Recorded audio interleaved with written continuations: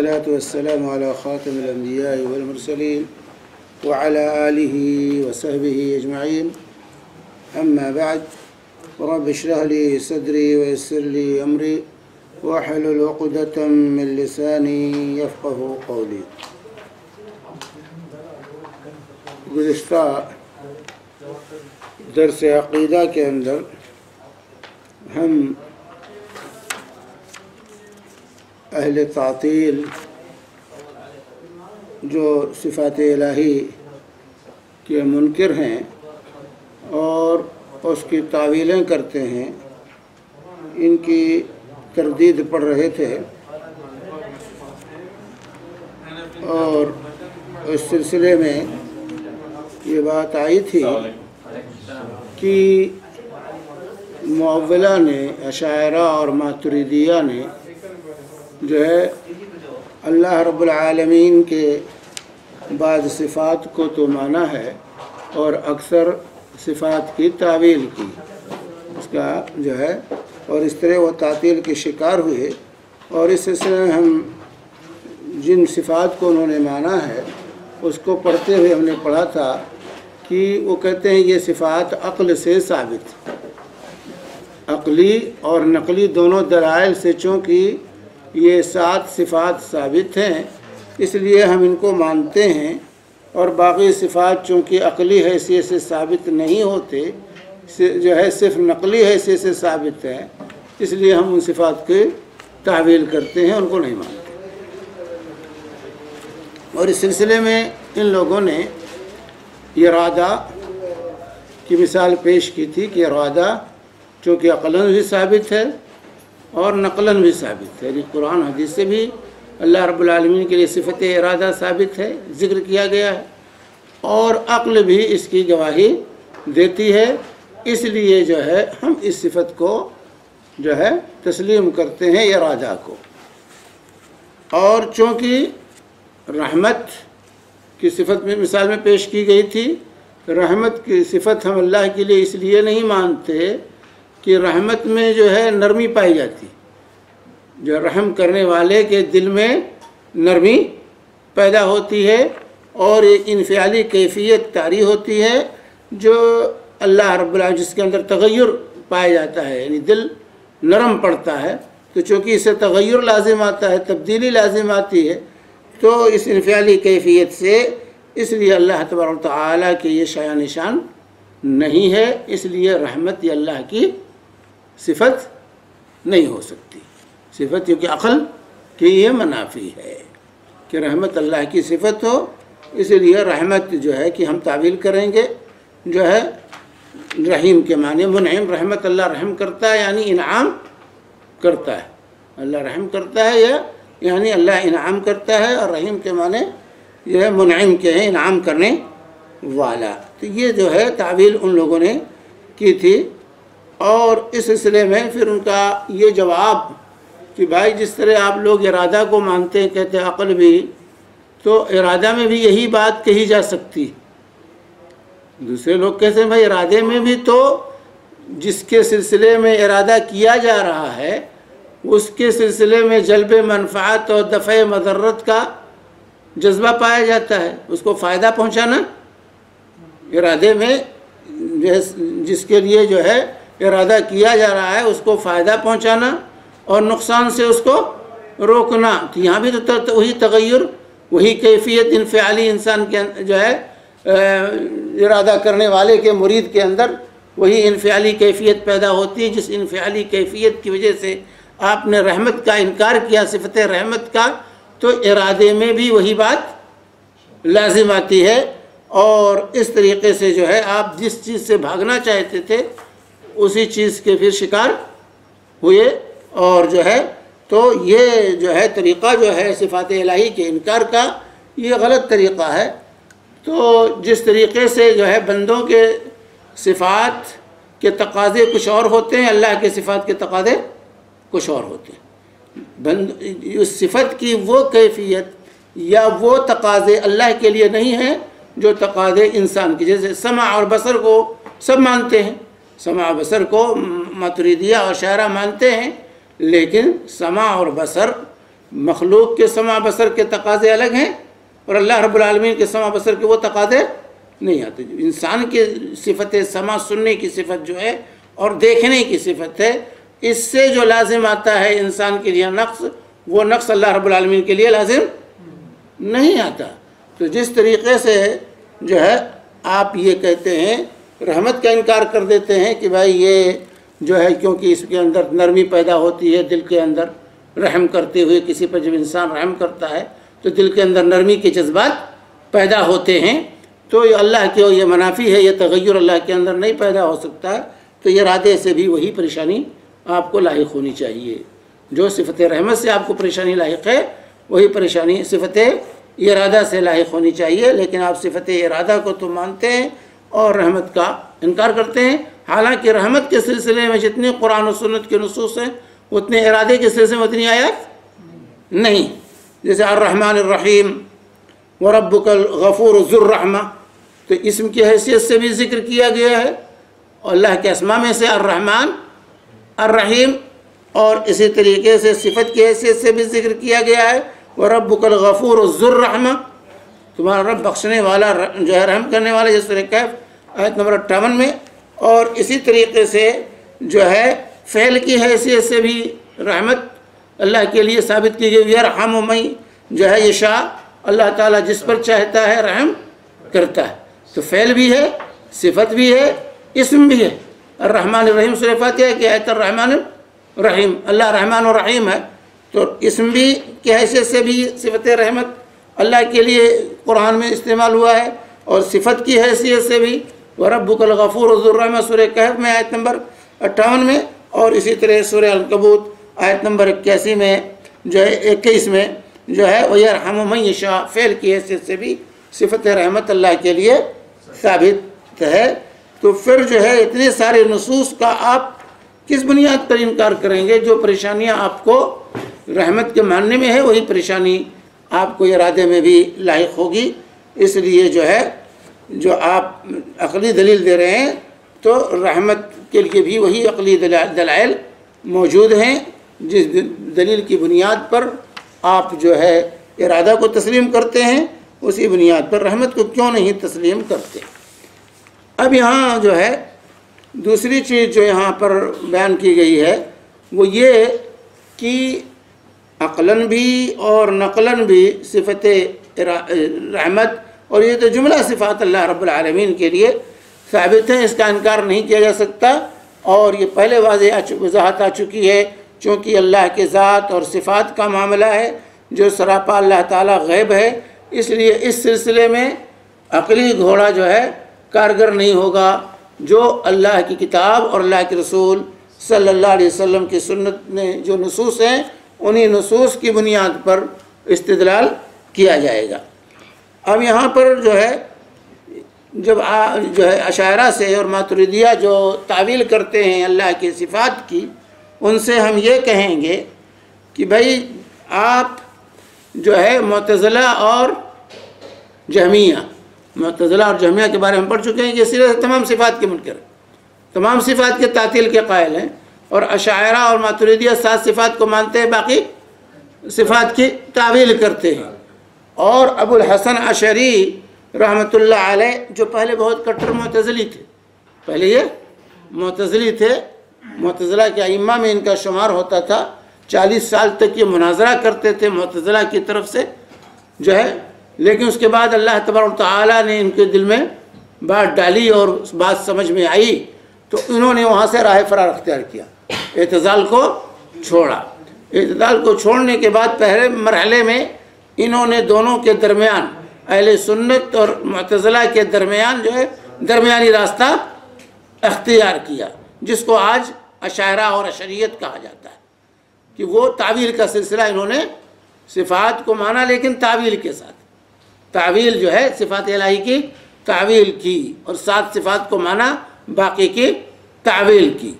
اس کے بعد پھر تیسرا مرحلہ جو ان کی زندگی کا ہے ابو الحسن اشعری رحمۃ اللہ علیہ کی، کہ ان کو اللہ تبارک و تعالیٰ نے پھر ہدایت دی تو انہوں نے اہل سنت کا منہج اختیار کر لیا، اور اپنے اس درمیانی پہلے منہج کو بھی چھوڑا جو معتزلی تھے، اور جب اشعری بنے تو جو تعویل کا جو سلسلہ شروع کیا اس کو بھی چھوڑ دیا، اس سے بھی اپنی بیزاری کا اعلان کیا، اور اہل سنت والجماعت کے عقیدے کو انہوں نے اختیار کیا۔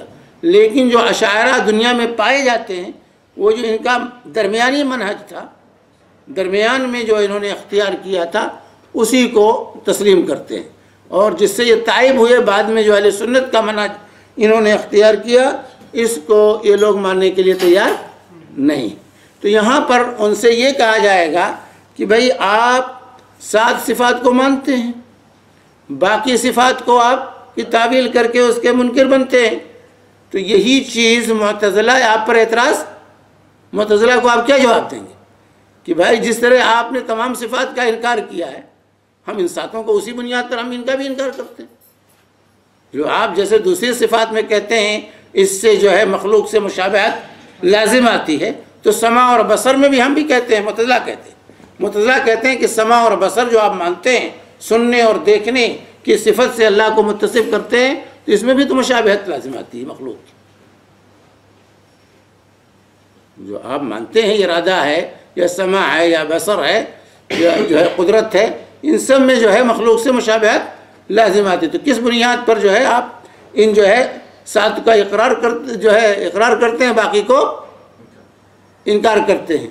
تو اس انکار سے آپ معتزلہ کا کیا جواب دیں گے؟ معتزلہ جس سے آپ نے جو ہے خروج اختیار کیا اور جو ہے ان سے جو ہے 7 صفات کو مانا، باقی کی تعویل کر رہے ہیں، تو اس سے تو اور معتزلہ کو موقع ملتا ہے آپ کے خلاف حجت قائم کرنے کا کہ جس بنیاد پر آپ نے بقیہ تمام صفات کا انکار کیا ہے، اسی بنیاد پر ہم ان 7 صفات کو بھی نہیں مانتے، کیونکہ ان صفات کو ماننے سے بھی رب العالمین کے ساتھ مشابہت لازم آتی، ان صفات کو ماننے کے بعد بھی مشابہت جو ہے مخلوق سے مشابہت لازم آتی ہے، اس لیے ہم ان صفات کو بھی نہیں مانتے۔ اب اس سلسلے میں جو ہے ان لوگوں سے جو ہے جو تقویت ان کو جو ہے ان کے مذہب کو پہنچ رہی ہے، معتزلہ کے مذہب کو جو ہے، تو جو ہے اس سلسلے میں یہاں پر شیخ جو ہے اس کتاب کے اندر بیان فرماتے ہیں کہ جو ہے کہ یہ منہج جو ہے باطل ہے۔ اصلاً یہ منہج جو ہے تعویل کا یا جو ہے انکار کا، معطلہ کا مذہب، یہ قطعاً باطل اور مردود ہے، خواہ تمام صفات کی تعطیل کی جائے، انکار کیا جائے، یا بعض صفات کو مانا جائے اور بقیہ صفات کا انکار کیا جائے۔ تمام صفات کی تعطیل کون کرتے ہیں؟ معتزلہ کرتے ہیں، اور جو ہے 7 کو مان کر باقی کو جو انکار کرتے ہیں وہ کون ہے؟ اشاعرہ اور ماتریدیہ، اشاعرہ اور ماتریدیہ ہے۔ تو یہ دونوں مذہب، چاہے وہ معتزلہ کا مذہب ہو، چاہے وہ اشاعرہ اور ماتریدیہ کا مذہب ہو، یہ دونوں مذہب جو ہے یہ باطل ہیں۔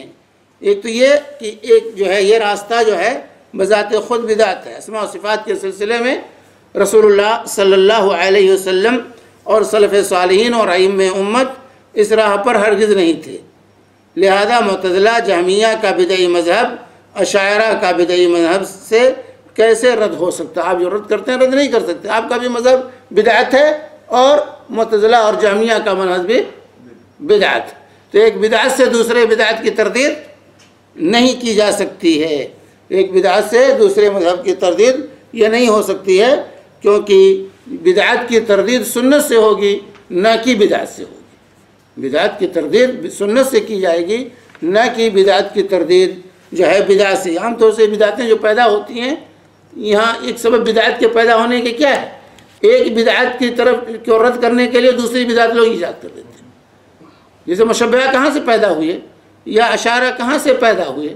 مشبہہ پیدا ہوئے تشبیہ دینے والے، کہ انہوں نے اللہ کی صفات کو جب دیکھا کہ معتزلہ اور جہمیہ صفات الہی کا انکار کر رہے ہیں، تو انہوں نے اس کے ثابت کرنے کے لیے ایک غلو اور اختیار کیا اور اللہ کو مخلوق کے مشابہ بنا دیا۔ اتنا ثابت کیا کہ اللہ کو مخلوق کے مشابہ ہوتی۔ ایک بدعت کی تردید کے لیے اٹھے تو دوسری بدعت انہوں نے ایجاد کر لی۔ اسی طریقے سے اشاعرہ اٹھے تو انہوں نے کیا کیا؟ معتزلہ کی بدعت کی تردید کے لیے ایک دوسری بدعت تعویل کی جو ہے اختیار کر لی، اور ایک دوسرا مذہب پیدا ہو گیا۔ تو بدعت کی تردید جب بدعت سے کی جائے گی تو اسی طریقے سے بدعتیں پیدا ہوتی رہیں گی۔ اس لیے بدعت کی تردید سنت سے کی جائے گی، کتاب و سنت سے کی جائے گی، تب بدعت کی تردید ہوگی۔ بدعت کی تردید بدعت سے نہیں کی جا سکتی۔ تو یہاں پر جو ہے جو اشاعرہ نے جو ہے معتزلہ کی جو تردید کی، تو معتزلہ کا مذہب بھی بدعت اور اشاعرہ کا مذہب بھی بدعی مذہب ہے۔ اس لیے تردید کرنی ہے تو سنت کے ذریعے ہی بدعت کی تردید ہوگی۔ اور اسی طریقے سے یہاں اس مذہب سے جو ہے اشاعرہ کے مذہب سے، یہ اشاعرہ اور ماتریدیہ کا جو مذہب ہے، اس سے جو ہے معتزلہ اور جہمیہ کے منہج کو اور قوت اور طاقت ملتی ہے۔ اور وہ جو ہے وہی اعتراض جو یہ ان پر کرتے ہیں، وہی اعتراض انہی کے دلائل سے ان کے اوپر وہ اعتراض کرتے ہیں کہ جو ہے بھائی آپ جب سات کو جن سات کو مانتے ہیں اور باقی کا جو آپ انکار کرتے ہیں، تو جس وجہ سے باقی کا انکار کرتے ہیں وہی چیزیں ان سات میں بھی لازم آتی ہیں۔ اس لیے آپ کا جو ہے یہ جو ہے سات کو کا اقرار کرنا یہ غلط ہے۔ تو حقیقت میں جو نور سنت سے دور ہوتے ہیں وہ جو ہے صحیح معنی میں جو ہے دوسری بدعت میں جا گرتے ہیں۔ وَمَن لَّمْ يَجْعَلِ اللَّهُ لَهُ نُورًا فَمَا لَهُ مِن نُور، جس کو اللہ تعالیٰ جس کے لیے نور نہ پیدا کرے اسے نور حاصل نہیں ہوتا۔ اور اسی طریقے سے ایک اور چاہے وہ تعطیل کرنے والے ہوں یا تشبیہ کر، ہر معطل صفات الہی کا انکار کرنے والا مشبہ بھی، ممثل مشبہ بھی، وہ تشبیہ کا بھی جو ہے میں گرفتار ہے۔ اور ہر اللہ کو مخلوق سے تشبیہ دینے والا وہ معطل ہے، اللہ کی صفت کا انکار کرنے والا ہے۔ یہ واضح ہونا چاہیے کہ ہر صفت کا انکار کرنے والا مشبہ ہے، اللہ کو تشبیہ دے رہا ہے مخلوق سے، اور ہر جو ہے تشبیہ دینے والا صفات الہی کا منکر بھی ہے، صفات الہی کا منکر جو ہے۔ تو کہتے ہیں کہ جو لوگ اللہ تعالیٰ کی صفات کے انکار اور تعطیل کی روش اپنائے ہوئے ہیں وہ صفات کے معطل اور منکر تو ہیں ہی، لیکن اس کے ساتھ ساتھ مشبہ اور ممثل بھی ہیں، یعنی اللہ کو مخلوق سے تشبیہ دیتے ہیں۔ وہ کس طرح؟ اس طرح جو ہے جو لوگ اللہ تعالیٰ کی صفات کے بارے میں تشبیہ اور تمثیل کا عقیدہ رکھتے ہیں وہ مشبہ اور ممثل ہونے کے ساتھ ساتھ منکر اور معطل بھی ہیں، یعنی جو تشبیہ دیتے ہیں وہ انکار بھی کرتے ہیں، جو انکار کرنے والے ہیں صفات کا وہ تشبیہ بھی کرتے ہیں اللہ تعالیٰ کو۔ بھائی انکار کیوں کیا؟ کیونکہ پہلے تشبیہ دی، اس کے بعد انکار کا راستہ اختیار کیا ہے۔ تو جو ہے چنانچہ معطلہ کا منکر صفات ہونا تو ظاہر اور واضح ہے۔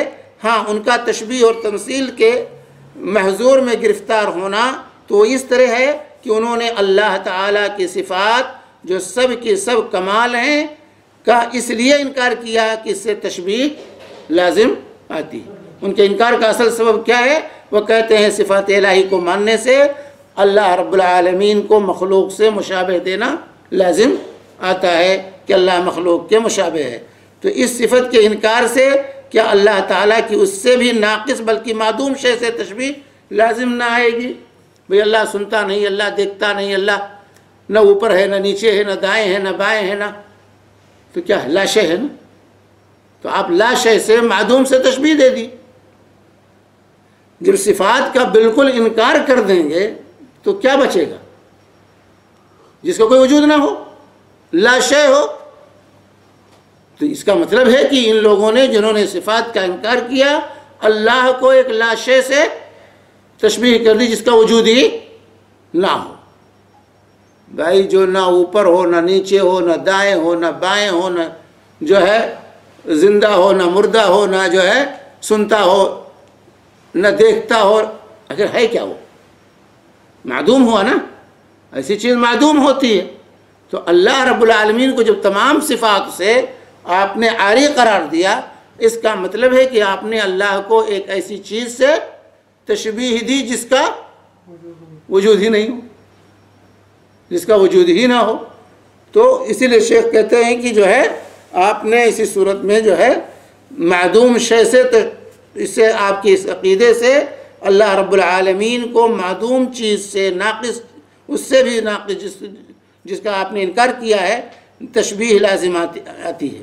مثلا اللہ تعالیٰ کے سمیع و بصیر ہونے کا اس لیے انکار کیا کہ اللہ تعالیٰ کو سننے اور دیکھنے والا مان لیں تو سننے اور دیکھنے کی صفت تو مخلوق کے اندر بھی پائی جاتی ہے، لہذا تشبیہ لازم آئے گی، لہذا اس کے سمیع و بصیر ہونے کا انکار ضروری ہے۔ معتزلہ کا جو عقیدہ، ہم کہتے ہیں کہ اس طرح تو پھر اندھوں اور بہروں سے مشابہت بن جائے گی۔ جب اللہ دیکھتا نہیں، سنتا نہیں، اس کا مطلب اندھا اور بہرا ہے، یہ لازم آئے گا نا۔ بلکہ جمادات سے کہ جو نہ دیکھتے ہیں نہ سنتے ہیں، جمادات، درخت، شجر، حجر، اس سے تشبیہ لازم آ جاتی ہے کہ جو نہ دیکھتے ہیں نہ سنتے ہیں۔ گویا معطلہ اولاً اللہ تعالیٰ کی صفات کے منکر ہیں، اور ثانیاً ناقصات بلکہ معدومات سے تشبیہ کے بھی قائل ہو گئے۔ اس طرح تو یہ تو ہوا معتزلہ کا جو صفات کے بالکل منکر ہیں، جو انکار کرتے ہیں صفات الہی کا۔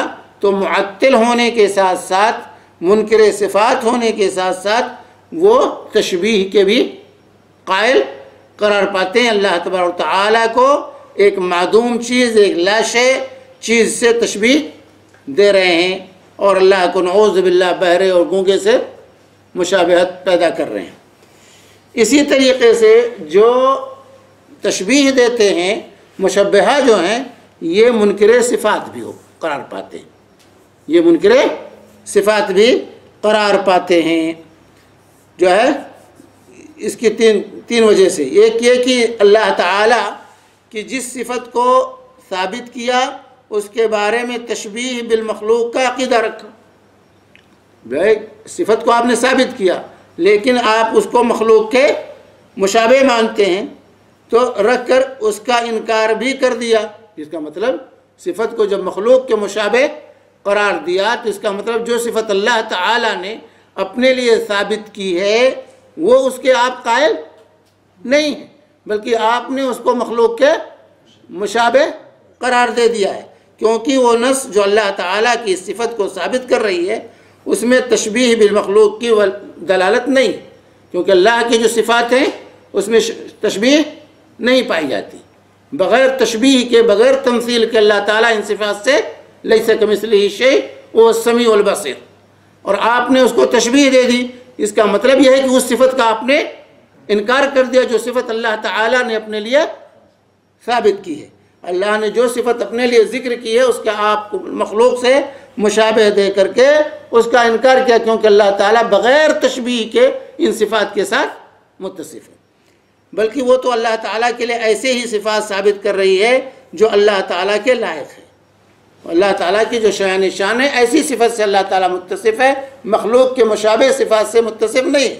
اس لیے آپ جب تشبیہ دیتے ہیں اللہ کو مخلوق سے، اس کا مطلب آپ نے اللہ کی صفت کا انکار کیا، کیونکہ اس معنی میں اللہ تعالیٰ ان صفات سے متصف نہیں ہے۔ دوسری وجہ یہ ہے کہ ایک تشبیہ کا قائل ہر اس نص کا منکر ہے جو اللہ تعالیٰ کی مخلوق سے تشبیہ کی نفی کرتی ہے۔ اس کا مطلب ان نصوص کا آپ انکار کرتے ہیں جس میں اللہ تعالیٰ نے کہا جو ہے وَلَمْ يَكُنْ لَهُ كُفُوًا أَحَدٌ وَلَيْسَ كَمِثْلِهِ شَيْءٌ، جہاں نفی کی گئی ہے تشبیہ کی، جس کا مطلب آپ ان نصوص کے جو ہے منکر ہیں۔ تیسری وجہ یہ ہے کہ اللہ تعالیٰ کو مخلوق سے تشبیہ دے کر اللہ تعالیٰ کے کمال کا آپ نے انکار کر دیا۔ اللہ تعالیٰ کی تمام صفات کمال ہیں، نقص نہیں ہے۔ اللہ کے صفات میں نقص، اسماء و صفات میں کہیں نقص اور عیب نہیں ہے، لیکن جب ایک شخص نے اللہ تبارک و تعالیٰ کو جو ہے صفات کو تشبیہ دی، اس کا مطلب اس کو نقص سے متصف کیا، کیونکہ مخلوق کے صفات کمال نہیں ہیں، نقص ہیں۔ مخلوق کی جو صفات ہیں یہ نقص ناقص صفات ہیں، کامل صفات نہیں ہیں۔ کامل صفات صرف اللہ رب العالمین کے ہیں۔ تو جب آپ نے مخلوق سے تشبیہ دی تو گویا کہ آپ اللہ رب العالمین کے لیے نقص کے قائل ہوئے، نقص کے قائل ہوئے کہ اللہ کے صفات میں کمال نہیں بلکہ نقص پایا جاتا ہے۔ تو اس طریقے سے ہر ممثل جو ہے یعنی تشبیہ دینے والا، مشبہ ممثل، اللہ کو مخلوق سے تشبیہ دینے والا، یہ صفات الہی کا حقیقت میں منکر ہے، اور صفات الہی کا منکر حقیقت میں اللہ تبارک و تعالیٰ کو مخلوق سے تشبیہ دینے والا ہے۔ تو اس طریقے سے جو ہے یہ ردود تھے ان کے جو اللہ کی صفات کو کا منکر ہیں، یا اللہ کی صفات کی تعویل کرتے ہیں، یا اللہ کی صفات کو مخلوق کے مشابہ قرار دیتے ہیں۔ یہ تینوں مذہب باطل ہیں۔ اب اس سلسلے میں اہل سنت والجماعت کا موقف ہمارے سامنے واضح ہو گیا کہ کیا ہے، کہ اللہ تبارک و تعالیٰ بغیر کسی تشبیہ کے، بغیر کسی تمثیل کے، بغیر تعطیل کے، بغیر تعویل کے، اللہ تعالیٰ ان صفات سے متصف ہے جو صفات اللہ کی کتاب میں اور اللہ کے رسول صلی اللہ علیہ وسلم کی جو ہے سنت کے اندر رب العالمین کے لیے مذکور ہوئی ہیں۔ اب اس پر جو ہے ان لوگوں کے اہل بدعت کی طرف سے اعتراض ہے، اہل بدعت کی طرف سے اعتراض ہے کہ بھائی آپ لوگ جو ہے ہمیں تو کہتے ہیں کہ تم تعویل کرتے ہو، لیکن آپ لوگ بھی بسا اوقات تعویل سے کام لیتے۔ اعتراض جو ہے اہل سنت پر، اعتراض جو ان لوگوں کا ہے وہ یہ ہے کہ جو ہے اہل سنت جو ہے یہ لوگ بھی قرآن و حدیث کے بعد نصوص کو جو ہے ان کے ظاہری معنی سے آپ لوگ بھی پھر دیتے ہیں، ظاہری معنی میں آپ لوگ بھی نہیں لیتے، اتہام لگایا گیا ہے، اور پھر آپ لوگ بھی تعویل کا ارتکاب کرتے ہیں، جس کا معنی یہ ہوا کہ اہل سنت خود قرآن و حدیث کے نصوص میں تعویل کے مرتکب ہوئے ہیں، یا کم از کم جو ہے مداہنت کا پہلو ضرور اختیار کیا ہے۔ تو پھر ہمارے تعویل جو روا رکھنے کا انکار کیوں، جبکہ خود بھی آپ بعض مواقع پر جو ہے اس فعل کا سہارا لیتے ہیں۔ یہ اعتراض ہے اہل سنت پر جو ہے اشاعرہ اور ماتریدیہ وغیرہ کی طرف سے۔ تو اس کا اولاً تو مختصر جواب ہے اور دوسرے مفصل جواب ہے۔ یہ شبہات ہیں جو پیدا کیے گئے ہیں۔ کہتے ہیں کہ اس سلسلے میں مجمل جواب یہ ہے، دو نقطوں پر ہمیں یہاں پر جو ہے توجہ دینا چاہیے۔ پہلا نقطہ یہ ہے کہ جن نصوص کے بارے میں آپ لوگ اہل سنت کو تعویل کے مرتکب ہونے کا الزام دیتے ہیں، ہم ان کے بارے میں قطعاً تسلیم نہیں کرتے کہ اہل سنت نے ان کے ظاہری معنی کو پھیرا ہے، اس کو ہم نہیں مانتے۔ آپ کا یہ کہنا کہ اہل سنت نے ان نصوص میں ظاہری معنی کو چھوڑ کر کے اس کے جو ہے دوسرے معانی لیے ہیں اور اس طرح تعویل کے قائل ہوئے ہیں، یہ ہم تسلیم نہیں کرتے۔ یہ آپ کا اتہام یہ صحیح نہیں ہے، کیونکہ کسی بھی لفظ یا جملے کا جو معنی مشہور ہو وہی ظاہری معنی ہوتا ہے، اور سیاق و سباق کے اعتبار سے کسی لفظ کا معنی متعین کیا جاتا ہے۔ سیاق و سباق کے اعتبار سے معنی متعین ہوگا اور ظاہری معنی وہی ہوگا جو مشہور معنی سمجھا جاتا ہے۔ اس لیے جہاں بھی اہل سنت نے یہ اس طرح کی چیزیں مراد لی ہیں، اس کے ظاہری معنی ہی کو مراد لیا ہے، اس کے لیے تعویل کا سہارا اہل سنت نے کبھی نہیں لیا ہے۔ فرق صرف ہے سمجھنے کا کہ آپ اس کو تعویل سمجھ رہے ہیں، لیکن ہم اس کو ظاہری معنی سمجھ رہے ہیں۔ تو ظاہری معنی ہے کیونکہ سیاق و سباق جو جملے کا ہے، جو الفاظ کا ہے، اس کے اعتبار سے اس کا ظاہری معنی وہی ہوتا ہے جو اہل سنت نے اس کا معنی لیا ہے۔ ایک تو یہ، دوسرا نقطہ یہ ہے کہ اہل سنت اور جو ہے ہمیشہ قرآن و حدیث کے کسی نص کی تفسیر ظاہری معنی سے بدل کر کبھی نہیں کرتے۔ اہل سنت والجماعت نے کسی بھی نص کی تفسیر کو ظاہری معنی سے عدول تسلیم بھی اگر کر لیا جائے تو اس کا یہ عدول یعنی یہ پھرنا، ظاہری معنی کو چھوڑنا، قرآن و سنت کے نصوص کی بنیاد پر ہوتا ہے۔ جہاں بھی آپ کو یہ نظر آ رہا ہے کہ اہل سنت نے یہاں ظاہری معنی نہیں لیا ہے، وہاں اہل سنت والجماعت نے قرآن و حدیث کے نصوص کے بنیاد پر ہی اس کا وہ معنی لیا ہے جس کو آپ ظاہر کے خلاف سمجھ رہے ہیں۔ تو دو چیزیں، یہ مختصر جواب ہے، یہ مختصر شبہ کا جواب ہے۔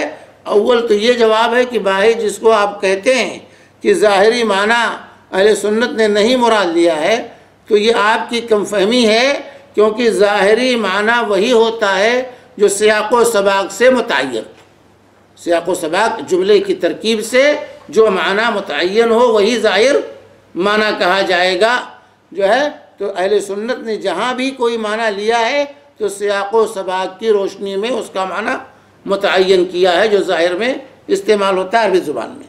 اور دوسرا آپ کے اس اعتراض کا جواب یہ ہے کہ جو ہے جہاں بھی قرآن و سنت کہ جن نصوص میں بھی اہل سنت نے آپ کے بقول ظاہری معنی نہیں مراد لیا ہے، وہاں قرآن و حدیث کے دلائل کی روشنی میں، وہاں قرآن و حدیث کے دلائل کی روشنی میں وہ معنی مراد لیا ہے جس کو آپ ظاہر کے خلاف سمجھ رہے ہیں۔ یہ خلاصہ ہے ان تمام جوابوں کا۔ اب آئیے تفصیل کے ساتھ جو ہے ہم تھوڑا سا پڑھتے ہیں آج، جو تقریباً 15-16 اعتراضات جو ہے کیے گئے ہیں۔ تو اس سلسلے میں مفصل جواب پہلے تو امام غزالی نے احیاء العلوم میں ایک بات جو ہے امام احمد بن حنبل کی طرف منسوب کی ہے کہ 3 احادیث میں جو ہے کہتے ہیں امام احمد بن حنبل رحمہ اللہ جو امام اہل السنہ والجماعہ ہیں، امام اہل السنہ امام احمد بن حنبل کے بارے میں جو ہے امام غزالی نے اپنی کتاب احیاء العلوم جلد نمبر 1 صفحہ 179 پہ لکھتے ہیں کہ امام احمد بن حنبل رحمہ اللہ نے 3 احادیث میں تعویل کیا ہے، 3 احادیث میں تعویل کیا ہے صفات کے سلسلے میں۔ جیسے ایک حجر اسود زمین میں اللہ کا دایاں ہاتھ ہے، حجر اسود زمین میں اللہ کا دایاں ہاتھ ہے۔ دوسرا تمام بندوں کے دل رحمان کی انگلیوں میں سے 2 انگلیوں کے بیچ میں ہیں، یہ بھی حدیث ہے جو ہے یہاں۔ اور تیسرے میں رحمان کا نفس یمن کی طرف سے پاتا ہوں، میں رحمان کا نفس جو ہے یمن کی طرف سے پاتا ہوں۔ یہ کہتے ہیں کہ امام احمد بن حنبل رحمہ اللہ نے ان 3 مقامات پر جو ہے تعویل سے کام لیا ہے، اس کے ظاہری معنی کو استعمال نہیں۔ آپ کہتے ہیں کہ ظاہری معنی لیں گے تو ان نصوص میں ظاہری معنی آپ لوگ کیوں نہیں لیتے؟ سمجھ بتائیں، یہ تو اتہام لگایا گیا ہے، بہرحال اتہام ابھی حقیقت واضح ہوگی کہ کیا مطلب ہے اس کا۔ تو پہلا جو ہے حدیث الحجر الاسود یمین اللہ فی الارض، الحجر الاسود پہلی مثال جو دی گئی یہاں پر، اس کا جو ہے شیخ الاسلام ابن تیمیہ رحمہ اللہ نے مجموع الفتاوی جلد نمبر 6 صفحہ 398 میں جو ہے اس کو نقل کیا ہے، اور جو ہے یہ واضح کیا ہے کہ یہ امام احمد بن حنبل پر اہل سنت پر افتراء اور الزام، یہ کس بیانی ہے کہ جو ہے ان لوگوں نے اس میں تعویل کیا ہے۔ یہ تعویل نہیں کرتے، اہل سنت اس میں کوئی تعویل نہیں کرتے۔ پہلی مثال جو پیش کی گئی ہے کہ حجر اسود زمین میں اللہ کا دایاں ہاتھ ہے، اس کا جواب ہے یہ حدیث باطل ہے، یہ حدیث صحیح نہیں ہے، باطل ہے، یہ ضعیف ترین روایت ہے، یہ حدیث ہی صحیح نہیں ہے۔ اس لیے اس سے استدلال کرنا اہل سنت کے خلاف یہ صحیح نہیں ہے، کیونکہ حدیث یہ ثابت ہی نہیں ہے۔ چانچہ امام ابن الجوزی رحمہ اللہ اس روایت کے سلسلے میں ان کی کتاب ہے العلل المتناہیہ، اس کے اندر جو ہے کہتے ہیں یہ حدیث صحیح نہیں ہے۔ حافظ ابن العربی رحمہ اللہ فرماتے ہیں حدیث باطل ہے اور ناقابل التفات ہے، اور علامہ تیمیہ رحمہ اللہ فرماتے ہیں حدیث نبی صلی اللہ علیہ وسلم سے ایک ایسی سند سے مروی ہے جو ثابت نہیں ہے۔ اور شیخ البانی رحمہ اللہ نے اس حدیث کو سلسلۃ الاحادیث الضعیفہ حدیث نمبر 223 حدیث نمبر 223 اور جلد نمبر 1 صفحہ 257 پر اس کو ضعیف ترین جو ہے قرار دیا ہے کہ یہ ضعیف ترین روایت ہے۔ تو جب یہ روایت صحیح ہی نہیں ہے تو اس سے استدلال کرنا اور اس کی بنیاد پر اہل سنت پر الزام لگانا یہ غلط ہے، کہ یہ روایت صحیح نہیں ہے کہ حجر اسود اللہ کا دایاں ہاتھ ہے، یہ حدیث ثابت نہیں۔ ابن تیمیہ رحمہ اللہ اس حدیث کو جو ہے ذکر کیا ہے اور اس کو باطل قرار دیا ہے، اور جب یہ باطل ہے تو اس سے استدلال کرنا صحیح نہیں۔ اس کے بعد علامہ تیمیہ رحمہ اللہ فرماتے ہیں کہ جو ہے اس سلسلے میں اگر اس کو صحیح بھی مان لیا جائے تھوڑی دیر کے لیے، اس کو ہم تھوڑی دیر کے لیے اس روایت کو صحیح مان لیتے ہیں کہ بالکل یہ حدیث صحیح ہے، تو جو اگر اس کو صحیح مان لیا تو اس کا ظاہر کیا ہے، اس کا ظاہری معنی کیا ہے، اس کو کیسے متعین کریں گے؟ تو ابن عباس رضی اللہ تعالی عنہما سے مروی ایک اثر ہے یہ، وہ فرماتے ہیں کہ حجر اسود زمین میں اللہ تعالیٰ کا دایاں ہاتھ ہے، جس نے اس سے مصافحہ کیا یا بوسہ دیا اس نے گویا اللہ تعالیٰ سے مصافحہ کیا اور اس کے دائیں ہاتھ کو بوسہ دیا، گویا، سمجھے؟ اب اس قول کو ہم صحیح بھی مان لیں تو یہ روایت اس کے معنی کو واضح کرتی ہے کہ جو کہا گیا کہ حجر اسود اللہ کا دایاں ہاتھ ہے، یہ مطلب نہیں فی الارض زمین میں اللہ کا دایاں ہاتھ ہے، اس کا مطلب نہیں کہ اللہ کا یہ ہاتھ ہے، بلکہ یہاں جو ہے کہا کہ گویا اس نے اللہ تعالیٰ، اگر دایاں ہاتھ ہوتا اللہ کا تو جو ہے گویا نہ کہا جاتا کہ گویا اس نے اللہ سے مصافحہ کیا، کہا جاتا کہ اللہ سے اس نے مصافحہ کیا۔ اگر وہ اللہ کا دایاں ہاتھ ہے تو اس کو جو چھوتا یا اسے جو بوسہ لیتا تو گویا کہ اللہ کے ہاتھ کو بوسہ لیتا چھوتا، لیکن جو الفاظ ہیں یہاں پر روایت کے کہ گویا کہ اس نے جو ہے اللہ کے ہاتھ کو بوسہ لیا ہے، تو اس عبارت پر غور کرنے والے ہر شخص پر یہ بات واضح ہو جاتی ہے کہ اس میں کسی قسم کا کوئی اشکال نہیں ہے، کیونکہ عبداللہ بن عباس نے حجر اسود کو مطلقاً اللہ تعالیٰ کا دایاں ہاتھ قرار نہیں دیا، بلکہ زمین میں اللہ تعالیٰ کا دایاں ہاتھ کہا ہے، زمین میں اللہ کا یہ دایاں ہاتھ ہے، اور ظاہر ہے کہ لفظ مقید کا حکم لفظ مطلق سے مختلف، یہ قید ہے، زمین میں اللہ کا ہاتھ، یہ نہیں کہ اللہ کا ہاتھ ہے، زمین میں یہ اللہ کا ہاتھ ہے، تو اس کا مطلب یہ نہیں کہ اللہ کا ہاتھ ہے یہ۔ پھر اس کے بعد یہ فرمایا کہ اس سے مصافحہ کرنے والا یا بوسہ دینے والا گویا اللہ تعالیٰ سے مصافحہ کر رہا ہے یا اس کے دائیں ہاتھ کو بوسہ دے رہا ہے۔